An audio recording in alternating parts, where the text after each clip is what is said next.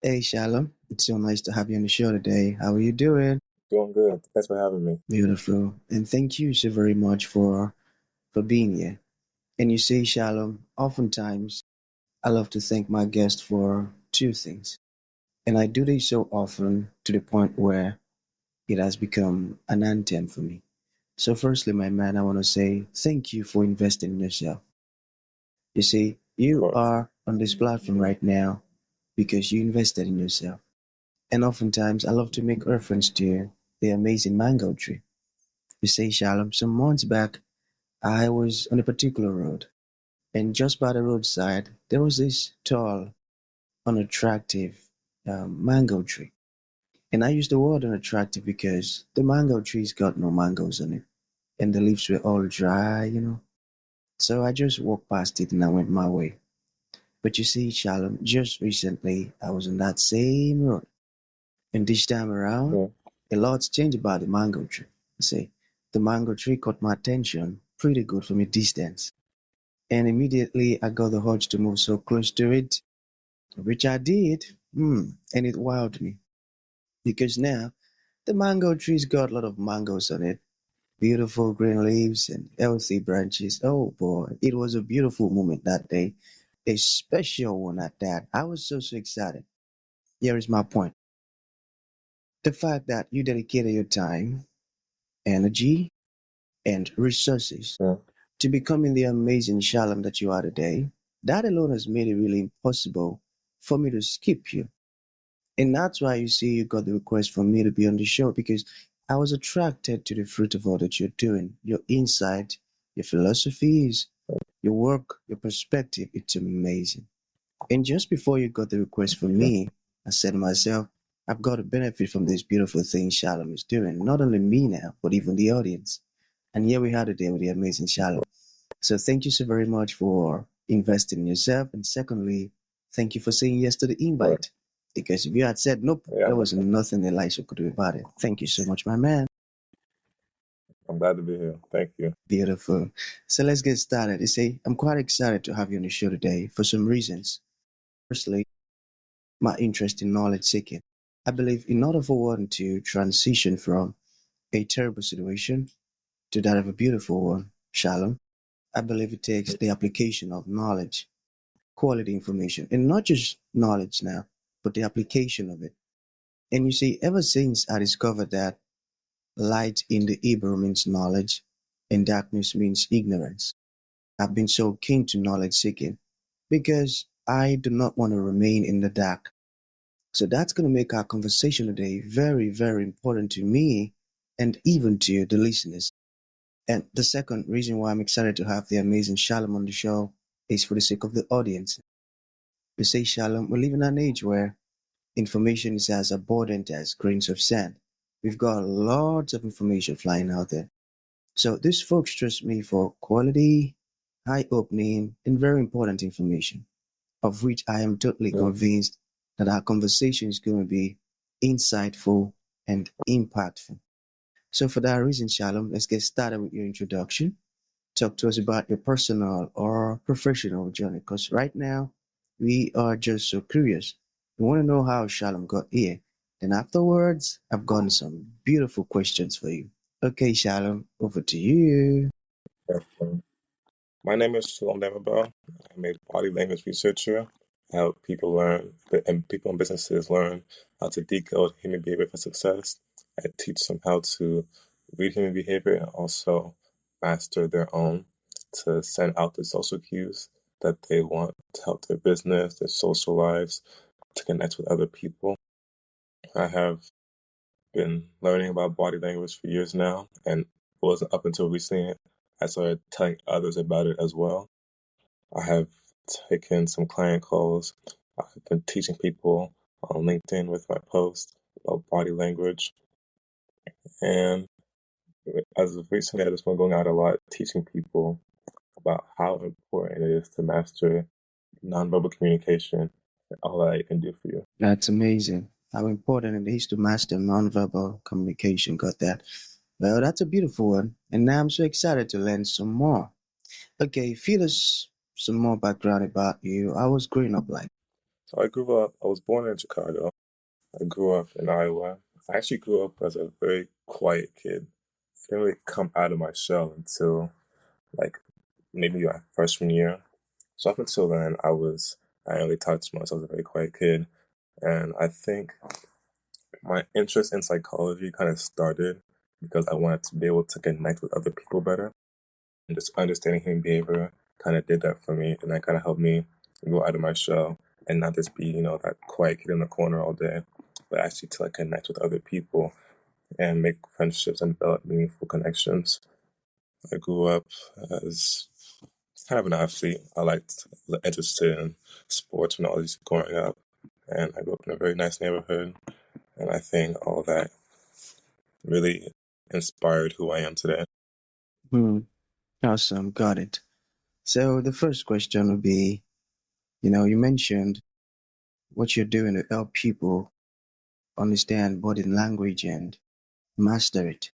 So why does body language matter in business? Let's start from there first. Yeah, so I always break down Albert's principle. He was a professor who came up with this idea, and it states that 55% of human communication is only about your body language.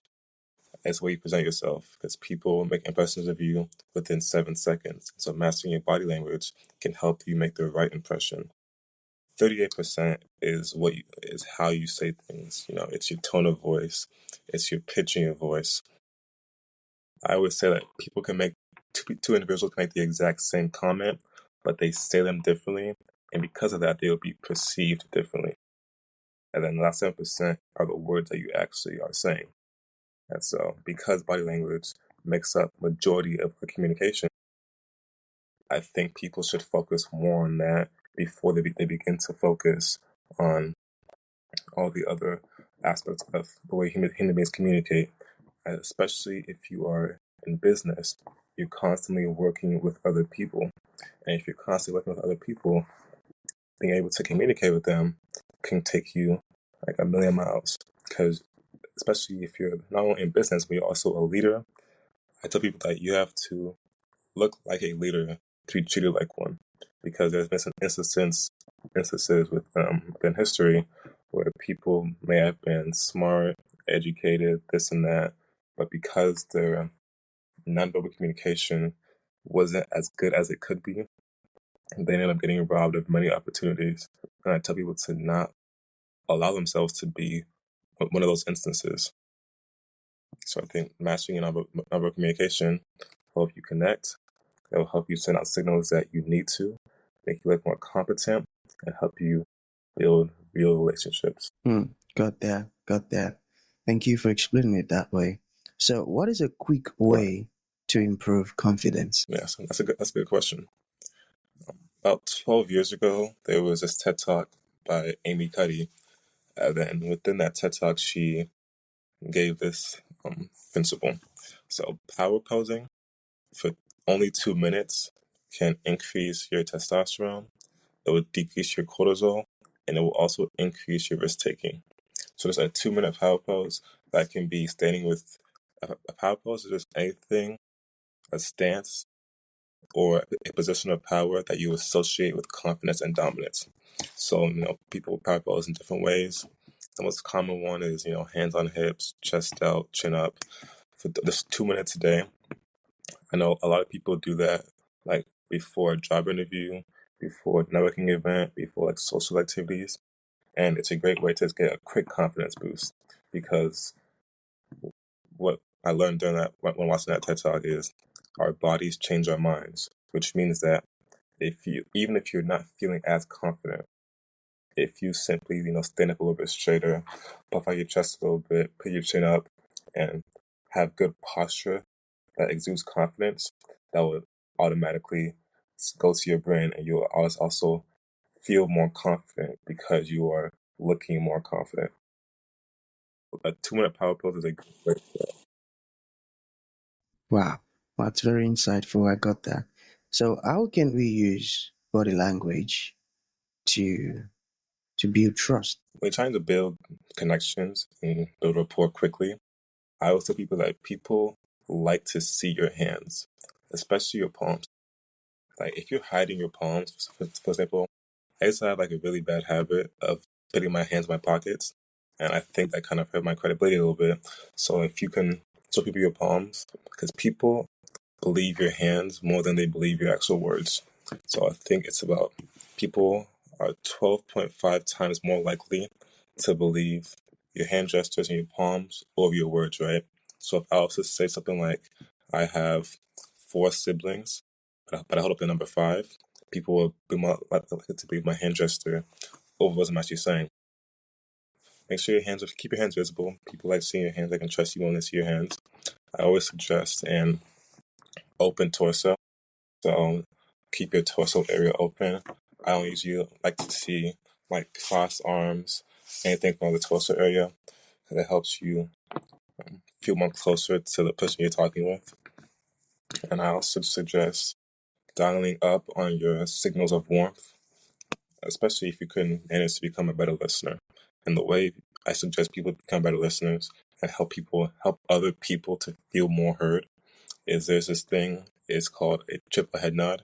So you expose the neck area just slightly. And if you do a slow triple head nod, the other person talks about 3 to 4 times longer and helps you become a better conversationalist, even though you're not really doing most of the work. So those 3 tips, if you're going to start off with those basic 3 tips, I think you're in a good spot to build better connections.